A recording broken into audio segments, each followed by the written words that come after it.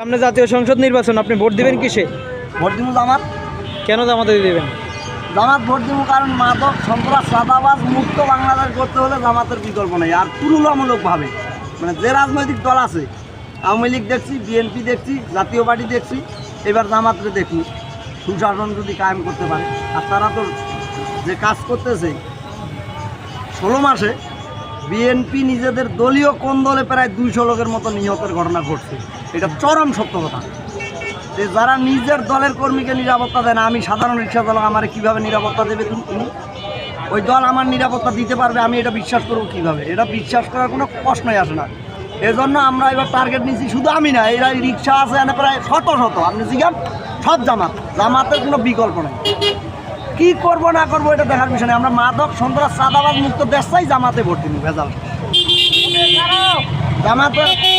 আপনি এই যে কাকা কিসে ভোট দিবেন? সারাদিন আমরা জামাত। আপনি কোন আসনের ভোটার?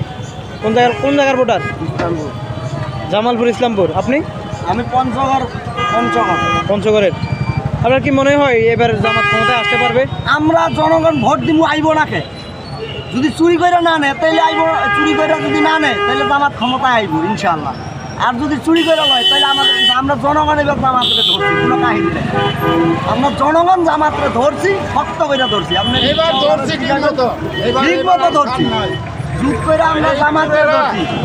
সব চোর দেখা শেষ, এবার জামাতকে দিয়ে দেখবো যে রাজনীতিটা কি জিনিস, রাজনীতিটা ঠিক হইতেছে কিনা।